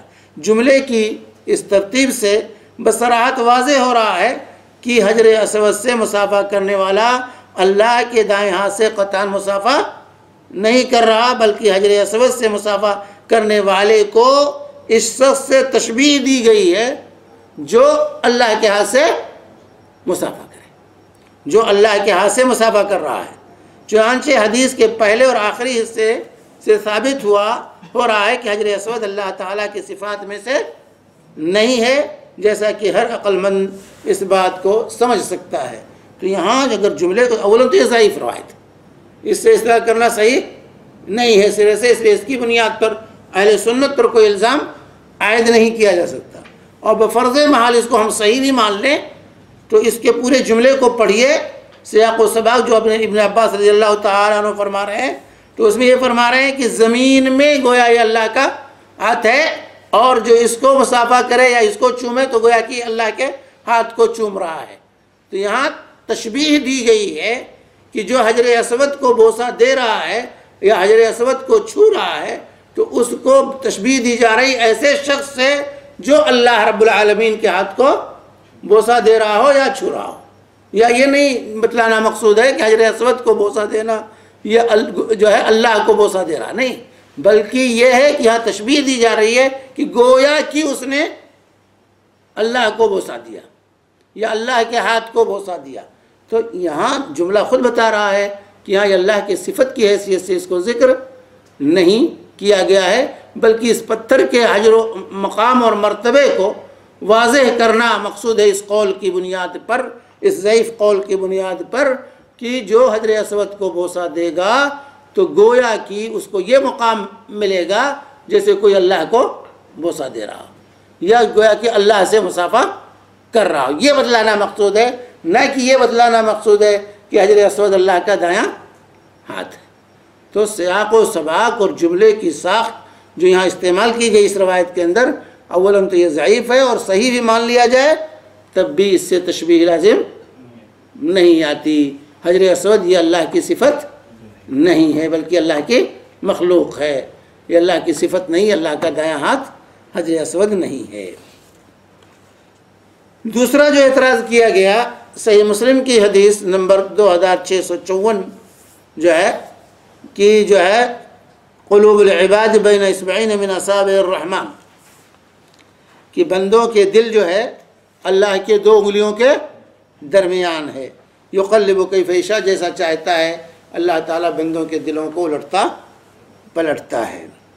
تو یہ حدیث ہے ان قلوب بنی آدم کلها بین اصبعین من اصابع الرحمن كقلب واحد يصرفه حيث يشاء، ثم قال رسول الله صلی اللہ علیہ وسلم اللهم مصرف القلوب صرف قلوبنا على طاعتك۔ یہ صحیح مسلم کی حدیث ہے کہ بندوں کے دل، بنی آدم کے تمام دل اللہ رب العالمین کے رحمان کے 2 انگلیوں کے درمیان ہیں، ایک دل کی طرح۔ اللہ تعالیٰ جیسے چاہتا ہے اس کو پھیرتا ہے، اور پھر آپ نے دعا کی کہ اے دلوں کے پھیرنے والے ہمارے دلوں کو اپنی طاعت کی طرف پھیر دے، یہ دعا ہے۔ تو اس سے جو ہے یہ ہوا کہ بھائی اب یہاں آپ لوگ کیا کہیں گے کہ بندوں کے دل اللہ کے 2 انگلیوں کے درمیان ہیں۔ تو یہاں پر جو ہے جو کہا گیا، تو یہاں پر یہ نہیں ہے کہ بندوں کے دل، اللہ کا ہاتھ جو ہے، اللہ کی انگلی جو ہے بندوں کے دل کو اسے پکڑے ہوئے ہے، لگی ہوئی ہے، یا اللہ تعالیٰ حلول کیے ہوئے ہے، یہ مقصد نہیں ہے، یہ اس سے لازم نہیں آتا۔ کیونکہ عربی زبان میں جو الفاظ ہیں، جیسے کہا جاتا ہے کہ بدر جو ہے مکہ اور مدینہ کے درمیان ہے، کہا جائے وکرا جو ہے ام سعید اور دوحہ کے درمیان وکرا ہے، تو کیا مطلب؟ وکرا اور دوحہ ملے ہوئے ہیں، یا وکرا اور جو ہے ام سعید ملے ہوئے ہیں، یہ لازم آتا ہے؟ دونوں کے درمیان ہے، بندوں کا دل اللہ کے 2 انگلیوں کے درمیان ہے، اس سے لازم نہیں ہوتا کہ بالکل ملا رہے۔ تو سلف صالحین اہل سنت نے اس حدیث میں کوئی تعویل نہیں کی ہے، بلکہ اس کے ظاہری معنی ہی کو لیا ہے۔ اللہ تعالیٰ کے حقیقی انگلیاں ہیں، ہم انہیں اللہ تعالیٰ کے لیے اسی طرح ثابت کرتے ہیں جس طرح رسول اللہ صلی اللہ علیہ وسلم نے ثابت فرمائے۔ بندوں کے دلوں کا اللہ تعالیٰ کی 2 انگلیوں کے بیچ میں موجود ہونے کا یہ معنی ہرگز نہیں کہ وہ انگلیاں دلوں کو مس کر رہی ہیں، چھو رہی ہیں۔ یہ مطلب نہیں کہ انگلیاں اللہ کی بندوں کے دلوں کو چھو رہی ہیں، کیونکہ اس سے حلول کا وہم پیدا ہوتا ہے۔ لہذا یہاں اس جملے کو ظاہری معنی سے جو ہے آپ کہتے ہیں کہ پھیرنا پڑے گا، کیونکہ قرینہ موجود ہے، جیسے جو ہے بادل زمین اور آسمان کے درمیان، بادل زمین اور آسمان آپ کہتے ہیں کہ پھیر دیا ہے، تو بادل کہتے ہیں زمین و آسمان کے درمیان ہے، تو کیا مطلب کہ زمین سے لگا ہوا ہے بادل یا آسمان سے لگا ہوا ہے؟ بھائی اللہ کے 2 انگلیوں کے درمیان ہونے سے یہ لازم نہیں آتا کہ اللہ کی انگلیاں جو ہے بندوں کے دلوں کو ٹچ کر رہی، اس سے لازم نہیں آتا کہ اللہ کی انگلی بندوں کے دلوں کو ٹچ کر رہی، جو ایسا آپ کہہ رہے ہیں، کیونکہ آج کہا جاتا ہے عربی زبان میں کہ جو ہے بادل آسمان و زمین کے درمیان ہے، تو نہ بادل نہ آسمان سے ٹچ ہوتے ہیں نہ زمین سے بیچ میں رہتے ہیں، تو بندوں کے دل بھی اللہ کے 2 انگلیوں کے درمیان ہیں، لیکن اس سے ٹچ ہونا لازم نہیں آتا۔ جیسے کہا جاتا ہے بدر جو ہے مکہ اور مدینہ کے درمیان واقع ہے، بدر مکہ اور مدینہ کے درمیان واقع ہے، لیکن نہ بدر مکہ سے ملا ہوا ہے نہ مدینہ سے ملا ہوا ہے۔ تو اللہ کے 2 انگلیوں میں ہونے کا ظاہری معنی یہ نہیں ہے کہ ٹچ کر رہا ہے، یہ معنی ہے کہ دونوں کے درمیان ہے، اللہ کے 2 انگلیوں کے درمیان ہے۔ تو اس سے یہ اعتراض جو کیا گیا، یہ اعتراض غلط ہے کہ اہل سنت جو ہے یہاں اس کے ظاہری معنی پر نہیں لیتے، نہیں ظاہری ہی معنی میں لیتے ہیں، اور آپ کو ظاہر میں سمجھنے میں آپ ظاہر کا مطلب یہ سمجھتے ہیں کہ انگلیاں بندوں کے دلوں کو اللہ کی انگلیاں ٹچ کر رہی ہیں اور مس کر رہی ہیں اور اللہ حلول کیے ہوئے ہے، یہ معنی لینا غلط ہے کہ کیونکہ عربی زبان میں جو ہے یا عام محاورے میں بات چیت میں درمیان میں ہونے کا یہ ہرگز مطلب نہیں ہوتا کہ وہ اس سے ٹچ بھی ہو رہا ہو۔ اسی طریقے سے تیسری جو ہے یہاں مثال جو ہے یہ تو تیسری چیز جو پیش کی گئی کہ جو ہے انی اجد نفس الرحمن من قبل الیمن، انی اجد نفس الرحمن من قبل الیمن، کہ میں رحمان کا نفس یمن کی طرف سے پاتا ہوں۔ اب نفس کا کیا معنی ہے؟ اب اعتراض کرنے والوں نے نفس کا کچھ اور معنی لیا، اور جس کی وجہ سے اہل سنت پر اعتراض ہوا کہ رحمان کا نفس میں یمن کی طرف سے پاتا، یعنی سانس۔ نفس لیا ان لوگوں نے سانس کے معنی میں، تو گویا کہ اللہ کا سانس جو ہے یمن کی طرف سے آ رہا ہے، حالانکہ نعوذ باللہ یہ نفس یہاں سانس کے معنی میں نہیں، سانس کے معنی میں نہیں ہے۔ جو ہے یہاں شبہ یہ ہے کہ نفس کا معنی ظاہر سانس ہے، لیکن یہ معنی مراد یہاں نہیں لیا گیا ہے، جس سے ثابت ہوتا ہے، کہتے ہیں اس سے ثابت ہوتا ہے کہ اہل سنت نصوص صفات میں تعویل کے مرتکب ہیں، کیونکہ نفس کا یہاں سانس معنی اہل سنت نہیں لیتے۔ نفس کا معنی سانس کے ہوتے ہیں عربی زبان میں، اور یہاں اہل سنت جو ہے نفس کا معنی سانس نہیں لیتے ہیں، اس لیے گویا کہ یہ اہل سنت بھی تعویل کرتے ہیں۔ تو یہ حدیث جو ہے انی اجد نفس الرحمن من قبل الیمن، یہ مسند احمد کی روایت ہے، جلد نمبر 2 صفحہ 59 پر یہ روایت ہے ابو ہریرہ رضی اللہ تعالی عنہ سے، اور اس کا یہ ہے الا ان الایمان یمان والحکمت یمانیہ واجد نفس ربکم من قبل الیمن، یعنی ایمان تو یمنی ہے اور حکمت بھی یمنی ہے، اور میں تمہارے پر رب کے نفس کو یمن کی طرف سے پاتا ہوں۔ یہ ہے، یہ روایت ہے مسند احمد کی 1000 جو ہے 10,991 نمبر اس کا، اور جلد نمبر 2 صفحہ 59 پہ۔ اور اسی طرح مجموع الزوائد میں بھی جو ہے اس حدیث کو تمام راوی جو ہے شبیب کے علاوہ کہتے ہیں صحیح بخاری کے ہیں، اور شبیب صحیح بخاری کا راوی نہیں ہے لیکن وہ بھی ثقہ ہے۔ تقریب التہذیب میں جو ہے شبیب کو ثقہ اور طبقہ ثالثہ کا راوی قرار دیا گیا ہے۔ اس جیسی ایک روایت امام بخاری رحمہ اللہ نے تاریخ الکبیر میں بھی روایت فرمائی۔ اس حدیث میں اہل سنت نے کوئی تعویل نہیں کی ہے، بلکہ اس کے ظاہری معنی میں لیا ہے، لیکن اب یہ ہے کہ معنی سمجھنے میں لوگوں کو غلطی ہوئی۔ آپ نفس کا معنی سانس لے رہے ہیں، لیکن یہاں نفس کا معنی سانس نہیں ہے، کیونکہ عربی زبان میں نفس ینفس جو ہے تنفیساً و نفساً، یہ مصدر، یہ جو ہے نفساً جو ہے یہ مصدر ہے، نفس ینفس تنفیساً، جیسے فرج یفرج تفریجاً، کیا مطلب ہوتا ہے؟ دور کرنا، زائل کرنا، ہٹانا، تکلیف کو رفع کرنا۔ تفریج و تنفیس کے معنی تکلیف کو، جیسے کہا من نفس عن مومن قربتا من قرب الدنیا نفس اللہ عنہ قربتا من قرب یوم القیامہ، کہ جو کسی مومن کی پریشانی کو، اس کی تکلیف کو دنیا کی دور کرے گا، اللہ تعالیٰ اس کے قیامت کی تکلیفوں کو اس سے دور کر دے گا۔ تو نفس کے معنی یہاں سانس کے نہیں ہیں، بلکہ یہاں نفس کے معنی مصدر ہے، یہ تکلیف کو دور کرنا، مشکلات کو آسان کرنا، یہ مقصود ہے۔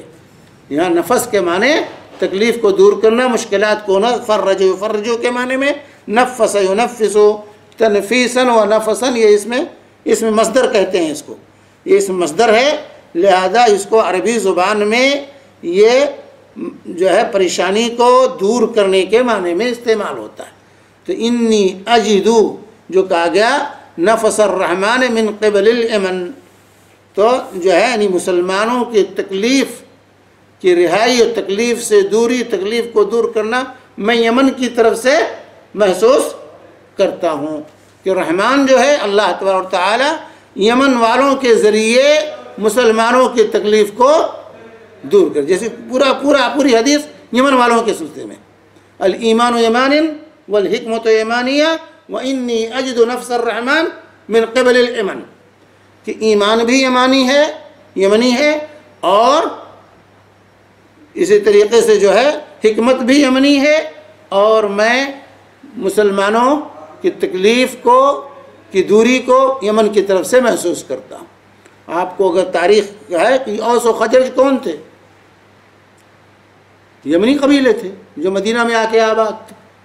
اوس و خزرج یمنی تھے، یمن کے رہنے والے لوگ تھے جو مدینہ میں آ کر آباد ہوئے تھے، اور جنہوں نے رسول پاک صلی اللہ علیہ وسلم کا، مسلمانوں کا، سب مدینہ والے سب یمنی تھے، یمن کے رہنے والے تھے جو مدینہ میں آ کے آباد تھے، اور انہوں نے رسول پاک صلی اللہ علیہ وسلم کا استقبال کیا اور مسلمانوں کا ساتھ دیا۔ اسی طریقے سے حجاز کا علاقہ جو ہے جہاں مکہ مدینہ یہ یمن کے خطے میں آتا ہے، یہ قحطانی تھے، سب قحطان کے لوگ یہاں آباد تھے، پورے قحطانی علاقہ ہے، یہ یمنی علاقہ ہے۔ اسی طریقے سے جب حضرت ابوبکر صدیق رضی اللہ تعالی عنہ کے دور میں جب مرتدین کی لہر اٹھی، ارتداد کا فتنہ جب پھیلا، تو اس کو قلع قمع کرنے والوں میں پیش کون لوگ تھے؟ یمن کے لوگ تھے۔ یمن کے لوگوں نے مرتدین سے جہاد کیا، ان کو مار بھگایا، اور جو ہے انہیں مجبور کیا کہ دوبارہ وہ اسلام میں داخل ہوں۔ تو یہ اللہ کے حبیب صلی اللہ علیہ وسلم کا یہ فرمانا کہ انی اجد نفس الرحمن من قبل الامن، کہ میں یمن کی طرف سے رحمان کا نفس جو ہے محسوس کرتا ہوں، یعنی اللہ کی مدد جو ہے، اور مسلمانوں کے مشکلات کی دوری اور اس کو رفع کرنا جو ہے میں یمن کی طرف سے محسوس کرتا ہوں۔ یمن سے فوجیں اٹھیں گی اور وہ مسلمانوں کے مشکلات میں کام آئیں گی۔ تو اس کا مطلب واضح ہے، اس کو ظاہر معنی سے اہل سنت نے کبھی پھیرا نہیں ہے کہ اس کی بنیاد پر اہل سنت پر اعتراض کیا جائے کہ انہوں نے ظاہری معنی میں اس کو نہیں لیا، کیونکہ یہاں موقع و محل ہے، دیکھ سکتے ہیں۔ نفس کا مطلب ظاہری معنی تکلیف کو دور کرنا ہے، مصیبتوں کو آسان کرنا ہے، مشکلات میں ساتھ دینا ہے، یہ مطلب ہے نفس الرحمن کا، نہ کہ یہ مطلب ہے کہ اللہ کی سانس، نعوذ باللہ ثم نعوذ باللہ، اللہ تعالیٰ کے رسول سے یہ فرمایا کہ رحمان کی سانس جو ہے یمن کی طرف سے آ رہی ہے، نہیں، رحمان کی سانس یمن کی طرف سے نہیں آ رہی ہے۔ نفس سانس کے معنی میں نہیں، بلکہ نفس یہاں پر مشکلات اور پریشانیوں کو آسان کرنا، اس کو دور کرنے کے معنی میں۔ تو یہ تینوں اعتراضات جو یہاں پر کیے گئے تھے اور اہل سنت کے منہج پر، اس کا یہ تفصیلی جواب ہے، اور آج کا درس اسی پر ہم بس کرتے ہیں۔ وصلی اللہ علی نبینا محمد وعلی آلہ وصحبہ وسلم۔ اور اگلے ہفتے جو ہے یہ درس نہیں ہو سکے گا، کیونکہ اگلے وہ احباب جا رہے ہیں عمرہ کرنے کے لیے، اس لیے اگلا ہفتہ یہ چھٹی رہے گی، اور پھر انشاءاللہ اس کے بعد جو ہے حسب معمول جو ہے درس جاری ہوگا۔ ہاں، کوئی سوال ہے؟ بات سمجھ میں آئی کہ نہیں؟ اعتراض کر سکتے ہیں؟ اہل سنت پر کیا اعتراض ہے بھائی؟ اعتراض بتائیں۔ اہل سنت پر یہاں 3 اعتراضات کیے گئے۔ اہل سنت پر 3 اعتراضات کیا ہے؟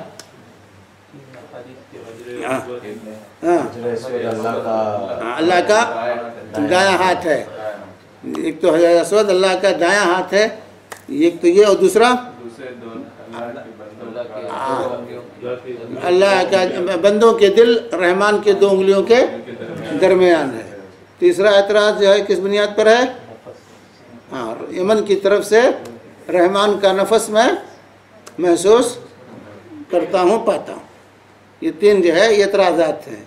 پہلے اعتراض کا جواب کیا اعتراض کرتے ہیں کہ یہاں اہل سنت نے تعویل کی ہے، یہاں جو ہے اہل سنت نے اس کے ظاہری معنی میں ان نصوص کو استعمال نہیں کیا ہے، اس کی تعویل کی ہے۔ ان تینوں نصوص کی اعتراض یہ ہے کہ ان تینوں نصوص کی اہل سنت نے تعویل کی ہے، اس کو اس کے ظاہری معنی میں نہیں لیا ہے۔ تو آپ کا کیا جواب ہوگا ان تینوں نصوص کے سلسلے میں؟ اولاً تو حدیث ضعیف یہ حدیث جو ہے جو یمین جو ہے اللہ کا دایاں ہاتھ ہے، حجر اسود یمین اللہ جو کہا گیا یہ ضعیف ہے، اس سے استدلال کرنا صحیح نہیں۔ دوسرا، اگر اس کو صحیح مان لیا جائے تب بھی یہ اس کا ظاہری معنی یہ نہیں ہے کہ حجر اسود اللہ کا ہاتھ ہے، بلکہ وہاں جو پورا جملہ پڑھیے تو پورے جملے میں ہے کہ جس نے حجر اسود کو بوسہ دیا تو گویا کہ اس نے اللہ کے ہاتھ کو بوسہ دیا۔ اگر وہ اللہ کا ہاتھ ہوتا تو یہ نہ کہا جاتا گویا کہ اس نے بوسہ دیا، یہ کہا جاتا اللہ ہی کے ہاتھ کو بوسہ دیا۔ اگر حجر اسود اللہ کا ہاتھ ہوتا تو یہ کہا جاتا کہ اس نے اللہ ہی کے ہاتھ کو بوسہ دیا، یہ نہ کہا جاتا گویا اس نے اللہ کے ہاتھ کو بوسہ دیا۔ تو ابن عباس کا یہ فرمانا کہ گویا اس نے اللہ کے ہاتھ کو بوسہ دیا، تو یہ واضح ہے کہ جو ہے حجر اسود اللہ کا ہاتھ نہیں ہے، حجر اسود اللہ کا ہاتھ نہیں ہے۔ اور دوسرا جو ہے بندوں کے دل اللہ کے دو انگلیوں کے درمیان ہے، اللہ جیسے چاہتا الٹتا پلٹتا ہے۔ تو کہتے ہیں کہ ہاں بھی اہل سنت نے تعویل کی، یہ نہیں مانا کہ اللہ کا ہاتھ جو ہے انگلیاں جو ہے بندے کے دل کے ساتھ ٹچ کیے ہوئے ہیں۔ تو اس کا کیا جواب ہوگا آپ کا؟ کہ درمیان میں ہونے سے ٹچ ہونا لازم نہیں ہے، کسی چیز کے دو چیزوں کے درمیان میں ہونے سے اس کا ٹچ ہونا لازم نہیں آتا۔ جیسے ہم کہتے ہیں کہ بادل جو ہے زمین اور آسمان کے درمیان، بادل زمین اور آسمان کے درمیان ہے، تو بادل نہ زمین سے ملا ہوا ہے نہ آسمان سے ملا ہوا ہے۔ یہ تو ہم کہتے ہیں کہ وقرہ جو ہے دوحہ اور ام سعید کے درمیان ہے، اس کا مطلب نہیں کہ جو ہے وقرہ جو ہے دوحہ سے لگا ہوا ہے یا ام سعید سے لگا ہوا ہے۔ ہاں مستقبل میں آبادی بڑھ جائے تو مل جائے گا۔ یہ کہا جاتا ہے بدر، جنگ بدر جہاں ہوئی تھی، بدر یہ مکہ اور مدینہ کے درمیان واقع ہے۔ جیسے کہا جائے کہ روہا جو ہے مسئلہ اور جو ہے بمبئی کے درمیان ہے، تو یہ مطلب کہ روہا مسئلہ سے لگا ہوا ہے یا بمبئی سے لگا ہوا ہے، درمیان میں ہونے سے ساتھ میں ٹچ ہونا لازم نہیں آتا، یہ ظاہر نہیں ہے اس کا۔ اور اسی طریقے سے تیسرا جو اعتراض کیا گیا تھا نفس الرحمن، کہ رحمان کے نفس کو میں یمن کی طرف سے محسوس کرتا ہوں۔ تو یہاں نفس جو ہے کہ معنی لوگوں نے اعتراض کرنے والوں نے کیا لیا؟ سانس کے معنی میں، لیکن اہل سنت کہتے ہیں نہیں، سانس کے معنی میں نہیں، یہاں اس کا ظاہری معنی سانس نہیں ہے، کیونکہ یہاں پوری حدیث پڑھیے پہلے، الایمان ایمان والحکمت ایمانیہ وانی اجد نفس الرحمن من قبل الایمان، کہ ایمان بھی ایمانی ہے اور جو ہے حکمت بھی ایمانی ہے، اور میں یمن کی طرف سے رحمان کا نفس محسوس کرتا ہوں، یعنی اللہ کی مدد، اللہ کی مدد، مشکلات اور جو ہے مصائب جو مسلمانوں پر آئیں گے اس کی دوری کہاں سے محسوس کرو؟ یمن کی طرف، یعنی یمن کے لوگ اس سلسلے میں پیش پیش رہیں گے۔ او جزاکم اللہ۔ اعتراض تھا ان کا، اس میں امام احمد بن حنبل کی حدیث تھی، یعنی کہتے ہیں کہ امام احمد بن حنبل نے ان تین روایتوں میں تعویل کی ہے، کیونکہ امام احمد بن حنبل امام اہل سنہ ہے، جو منہج سلف ہے اس کے جو ہے ترجمانی کرنے والے ائمہ اربعہ میں امام احمد بن حنبل رحمہ اللہ سب سے پیش ویسے ائمہ اربعہ کا عقیدہ وہ ایک ہی ہے، لیکن امام احمد بن حنبل اس میدان میں سب سے پیش رہے ہیں، اور ان کے متبعین بھی ہیں، آج تک ان کے متبعین جو ہیں امام احمد بن حنبل کی جو اتباع کرنے والے ہیں وہ امام احمد کے عقیدے پر قائم۔ باقی لوگوں کے جو متبعین امام حنیفہ کے ہیں یا امام شافعی کے ہیں، امام مالک کے ہیں، وہ اپنے امام کے عقیدے پر نہیں ہیں، بلکہ کوئی اشعری ہے، کوئی ماتریدی، اکثر اشاعرہ، مالکیہ بھی اشاعرہ ہیں، شوافی بھی اشاعرہ ہیں، اور احناف بھی اشاعرہ ہیں، یہ سب اشاعرہ ماتریدیہ کے منہج پر اکثریت ان کی۔ تو امام احمد بن حنبل پر اعتراض جو ہے امام غزالی نے جو لکھا ہے الاحیاء میں، وہ کہ امام احمد بن حنبل نے ان تین حدیثوں کے اندر تعویل کی، ان تین صفات میں تعویل سے کام لیا ہے، یہ اصل اعتراض ہے۔ اور امام احمد بن حنبل کہہ کر یعنی اہل سنت نے اس میں تعویل کی ہے۔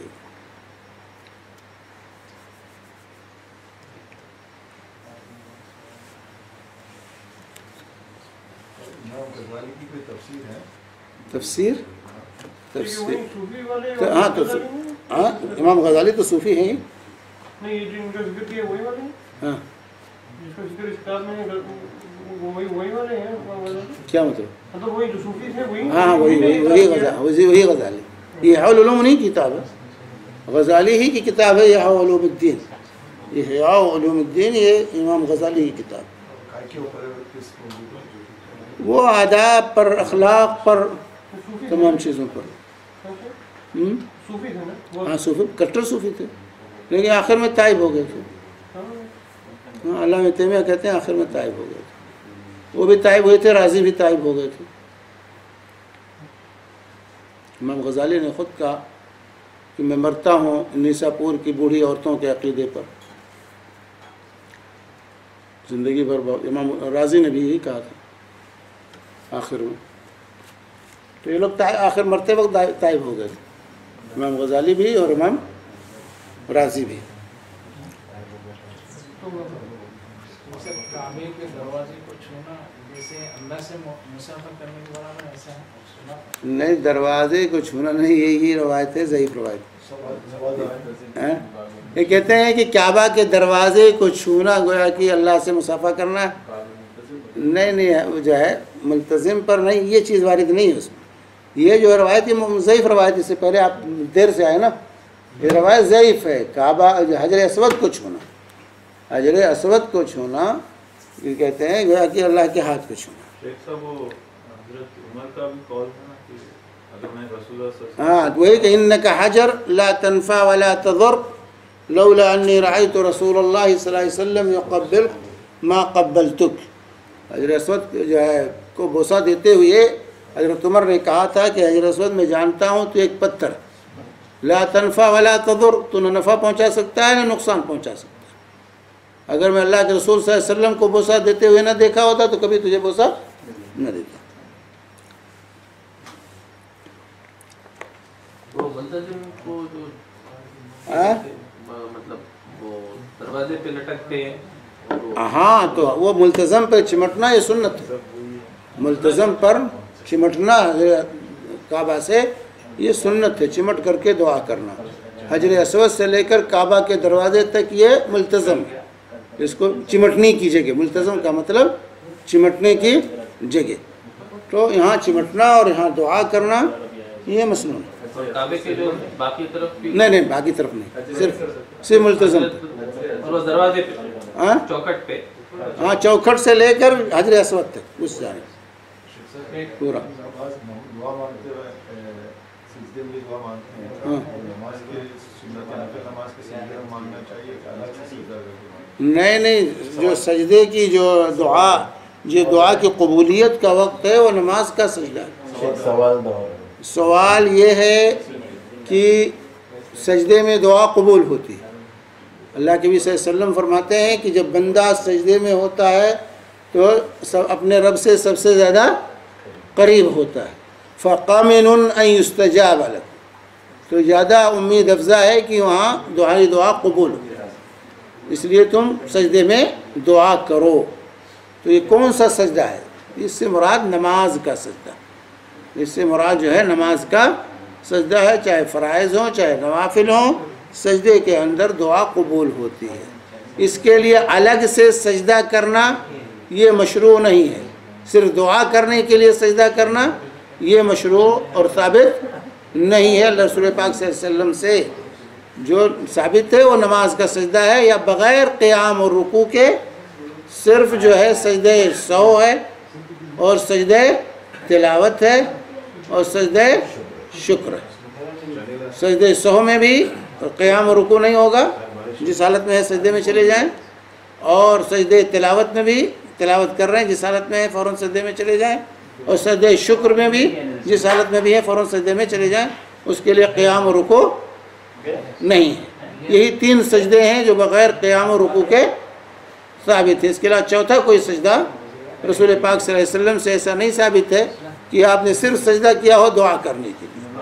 تو اس لیے جو ہمارے ہاں عام طور سے رائج ہے کہ فرض نمازوں سے فارغ ہو کر کے لوگ سجدے میں گر پڑتے ہیں اور دعا کہتے ہیں دعا کر رہے ہیں. نہیں، یہ بدعت ہے. یہ بدعت ہے کیونکہ رسول اللہ صلی اللہ علیہ وسلم اور صحابہ سے یہ چیز ثابت نہیں ہے. جس سجدے میں دعا قبول ہوتی ہے وہ نماز کا سجدہ ہے. جب آپ نماز پڑھ رہے ہوں تو آپ اپنے سجدے میں جو دعا کرنا چاہیں وہ کر سکتے ہیں تسبیح کے لیے. تینوں جو سجدہ دو کرتے ہیں اور نہیں، تینوں دو کر کے نہیں. سجدے شکر جو سجدے سہو جو ہے وہ دو ہے. سجدے سہو دو سجدے ہیں، سجدے شکر ایک سجدہ ہے اور سجدے تلاوت بھی ایک سجدہ ہے. شیخ چوتھا سجدہ تو نماز کا ہے نا. ہاں، چوتھا جو نماز کا سجدہ چار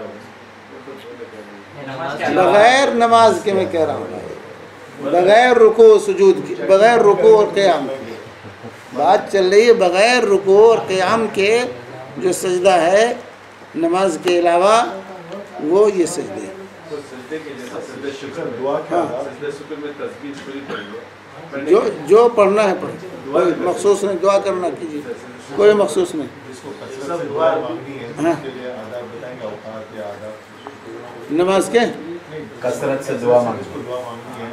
دعا مانگنی ہے تو انسان کو چاہیے کہ نماز میں دعا کرے، سجدے میں دعا کرے، تشہد کے اخیر میں. دیکھیں تشہد کے اخیر میں دعا کرے. تشہد کے اخیر میں بھی دعا قبول ہوتی ہے. جب صلاۃ سے فارغ ہوا صلاۃ ابراہیمی سے اور سلام پھیرنے کے درمیان، یہ دعا کی قبولیت کا وقت ہے. یہ دو وقت بڑے چانس ہیں. دو وقت جو ہے دعا کا چانس ہے نماز میں، ایک تو سجدہ اور دوسرے آخری تشہد صلاۃ علی النبی کے بعد، درود ابراہیمی پڑھنے کے بعد سلام پھیرنے سے پہلے نماز میں ہے. اسی طرح اذان و اقامت کے درمیان، رات کے آخری پہر میں ثلث اخیر میں رات کے جس وقت بارش نازل ہو رہی ہے اس وقت کی دعا. جب آپ حالت سفر میں ہوں تو ہر مسافر کی دعا، حالت سفر کی دعا بھی اللہ تعالیٰ قبول کرتا ہے. اور دعا کے آداب میں سے یہ ہے کہ انسان جب دعا کرے تو قبلہ رخ ہو کے بیٹھے، دونوں ہاتھ اٹھائے، دونوں ہتھیلیاں اٹھائے اور جو ہے پہلے اللہ کی حمد و ثنا بیان کرے. اس کے بعد نبی کریم صلی اللہ علیہ وسلم پر صلاۃ بھیجے اور اس کے بعد دعا کرے. اس کے بعد جو دعا کرنا ہے دعا کرے اور دعا کرتے ہوئے پورے عزم اور حوصلے کے ساتھ دعا کرے کہ اللہ تعالیٰ ضرور قبول کرے. وَدُعُوا اللَّهَ وَأَنْتُمْ مُوقِنُونَ بِالْإِجَابَةِ کہ اللہ سے دعا کرو اس یقین کے ساتھ کہ اللہ ضرور قبول کرے. یہ نہیں پتہ نہیں قبول ہوتی ہے دعا کہ نہیں، یہ نہیں ہونا چاہیے. یقین ہونا چاہیے اللہ ہماری دعا ضرور قبول کرے گا.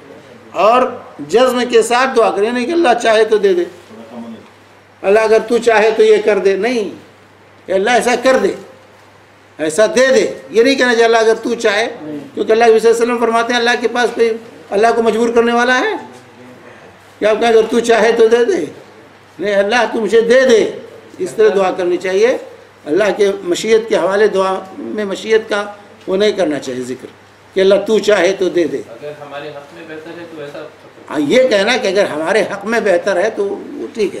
لیکن یہ کہ جو ہے اللہ تعالیٰ جو ہے اللہ کے بھی فرماتے ہیں جزم کے ساتھ مانگو اللہ تعالیٰ کہ اللہ میرے ساتھ ہے کہ اگر وہ حق ہوگا آپ کے حق میں تو اللہ دے گا، نہیں ہوگا تو نہیں دے گا. یہ طفیل وغیرہ کوئی نہیں، اللہ کے اسماء و صفات کا ذکر ہے. اللہ کے اسماء و صفات کا وسیلہ دعا میں ضرور ہونا چاہیے. وَلِلَّهِ الْأَسْمَاءُ الْحُسْنَىٰ فَادْعُوهُ بِهَا. اللہ کے اسماء الحسنى ان ناموں کے ساتھ اللہ سے دعا کرو. ہاں، یا حی یا قیوم برحمتک استغیث. اس طرح سے اللہ کے اسماء کو ذکر کرو، اس کے صفتوں کو ذکر کرو، پھر اللہ تعالیٰ سے دعا. اپنے اعمال کا ربنا اننا آمنا فاغفر لنا، اے اللہ ہم ایمان لائے لہذا ہمیں بخش دے. یہ بھی قرآن کی دعا ہے. تو یہاں ایمان کو وسیلہ بنایا گیا اللہ سے دعا کرنے کا. تو اپنے ایمان کا، اپنے عمل کا وسیلہ اللہ کے سامنے پیش کرنا دعا میں یہ بھی اچھی چیز ہے. اعمال صالحہ کا وسیلہ لینا چاہیے. ہاں ہاں، دعا میں نہیں یاد ہے تو آپ دعا کتاب لے کے پڑھ سکتے ہیں. دعا کتاب لے کر کے آپ پڑھ سکتے ہیں. ہاں ہاں بھائی، اگر نماز کی دعا نہیں ہے، ایسے دعا کر رہے ہیں تو کسی زبان میں چاہیں دعا کریں. کوئی ضروری نہیں کہ عربی ہی میں دعا کریں. آپ بھائی جو دعا کریں آپ سمجھیں. ہاں نماز میں تو صرف عربی میں، نہیں نفل نماز نفل میں بھی، نوافل ہو یا فرائض ہو، سفر میں نمازوں کو جو ہے عربی میں رکھیے. سفر میں مولانا ہاں سفر کرتے بیٹھے بیٹھے دعا ہاں کہ جیسے بھی دعا کریں. ہر سجدے میں عربی میں ہی کرنا پڑے گا. ہاں ہاں بولو. ہر سجدے میں نہیں بھائی، نماز میں، نماز میں کہہ رہا ہوں. اب سجدے شکر ہے، سجدے تلاوت ہے تو کوئی بات نہیں. دوسری دعا میں کہہ سکتے ہیں شکر میں. ہاں اب وہاں تو اللہ کی تسبیح شکریہ ادا کرنا رہتا ہے، نماز تھوڑے. وہ نماز نہیں، سجدے شکریہ، وہ نماز نہیں، سجدے تلاوت یہ نماز نہیں.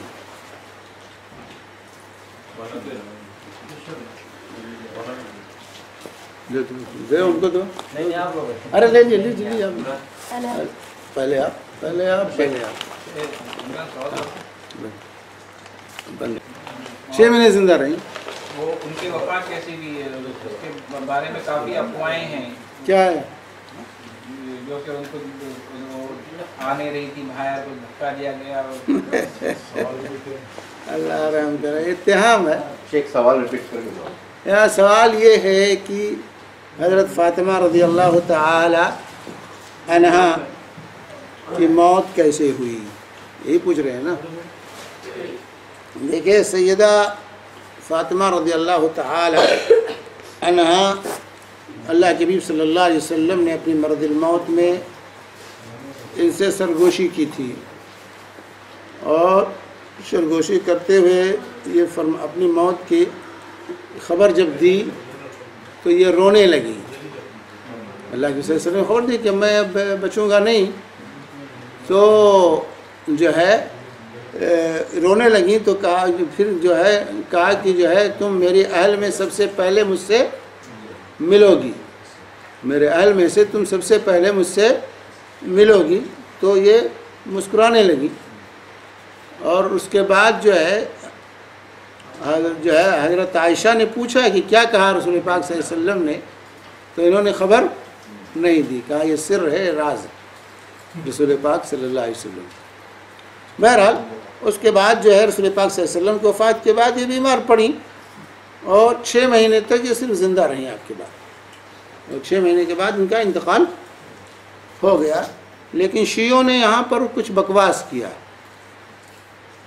ایک تو بکواس یہ کیا کہ انہیں کے ساتھ جو ہے ابو بکر نے ظلم کیا ہے کہ جو ہے وہ میراث مانگنے آئیں تو ان کو میراث نہیں دیا. نبی کی میراث مانگنے کے لیے آئیں تو ابو بکر نے ان کو میراث نہیں دیا، میراث سے محروم کر دیا.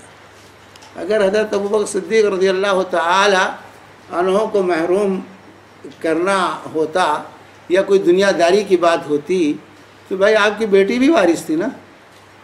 فاطمہ وارث نہیں رسول پاک سے، بیویاں بھی وارث تھیں، بیویاں بھی رسول پاک صلی اللہ علیہ وسلم کی وارث تھیں.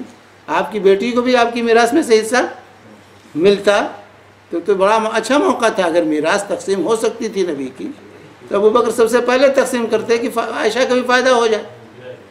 لیکن چونکہ متعدد صحابہ سے، ابو بکر اس کے راوی نہیں ہیں، متعدد صحابہ اس کے راوی ہیں کہ نحن معاشر الانبیاء لا نورث ما ترکناہ فہو صدقہ، ہم انبیاء کی جماعت کا کوئی وارث نہیں ہوتا، ہم جو چھوڑ کے جاتے ہیں وہ صدقہ ہوتا ہے، وہ امت کا ہے، وہ صدقہ ہے، ہمارا کوئی وارث نہیں ہوتا. مال جو ہے ان الانبیاء لم یورثوا درہما ولا دینارا انما ورثوا العلم، جو کہا اللہ کے نبی صلی اللہ علیہ وسلم نے کہ العلماء ورثۃ الانبیاء، علماء یہ انبیاء کے وارث ہیں.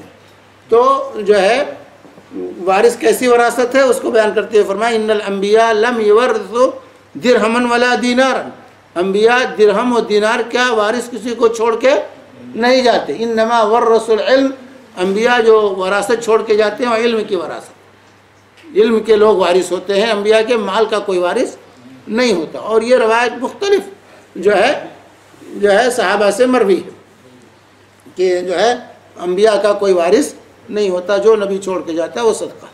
ہر فاطمہ آئی تھی مانگنے، اس میں کوئی شک نہیں، لیکن جب یہ حدیث حضرت ابو بکر صدیق رضی اللہ تعالی عنہ نے پیش کی تو وہ خاموش ہو گئی. اب لوگوں نے اس کو نمک مرچ لگا کر کے کا ناراض ہو گئی. ناراض ہو گئیں اور جو ہے پھر بات نہیں کیا اور ملی نہیں. حالانکہ آخری وقت میں ابو بکر صدیق خود پہنچے ان کے گھر ان کی زیارت کے لیے، فاطمہ کی زیارت کے لیے ابو بکر صدیق رضی اللہ تعالیٰ عنہ کچھ خود گئے. اور اسی طرح دوسرا مسئلہ جو اتہام لگایا گیا وہ حضرت عمر رضی اللہ تعالیٰ عنہ پر. ان دونوں کو جو ہے شیعوں نے بخشا نہیں کبھی. جو ہے ابھی ایک شیعہ جو ہے عالم ہے، کون ہے وہ، ہاں کہاں کے، ایک شیعہ کوئی ہے، وہ اہل سنت کا عقیدہ انہوں نے اختیار کیا ہے.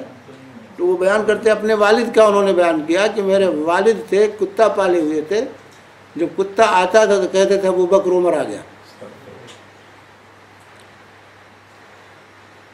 ابو بکر عمر آ گیا. نعوذ باللہ ثم نعوذ باللہ. تو جتنی عداوت ہو سکتی تھی وہ عداوت نکالی. یہ کہتے ہیں جو ہے حضرت عمر نے فاطمہ کو زد و کوب کیا اور دروازے سے دبا دیا. اور جو ہے سوچنے کی بات ہے، اہل بیت کے ساتھ صحابہ کا یہ رویہ، صحابہ کا یہ رویہ، یعنی اتہام لگاتے ہوئے نہیں سوچتے کہ کن کو کہہ رہے ہیں اور کس ماحول میں کہہ رہے ہیں. اہل بیت سے رشتہ جوڑنے کے لیے تو انہوں نے فاطمہ کی بیٹی سے شادی کی، ام کلثوم سے، کہ اہل بیت سے رشتہ ہمارا قائم ہو جائے.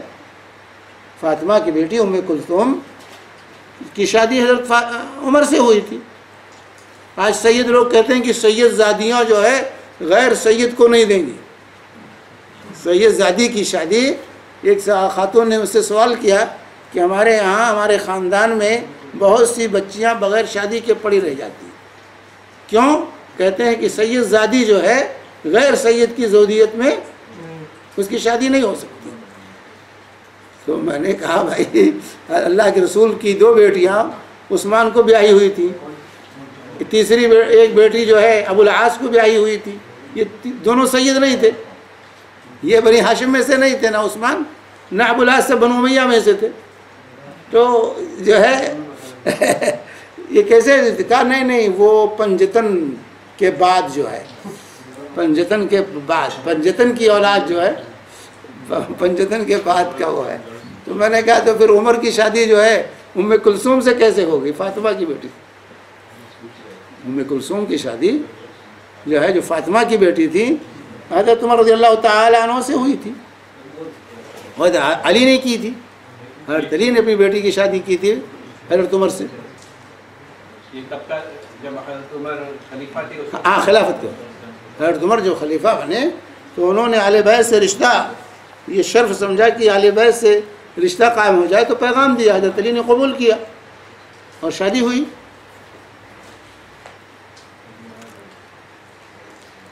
تو یہ جو ہے عام طور سے یہ سب اتہامات ہیں صحابہ پر جو لگائے گئے ہیں، جن کی کوئی حقیقت نہیں. اہل بیت کا جو مقام صحابہ کے ہاں تھا وہ کسی کے ہاں نہیں.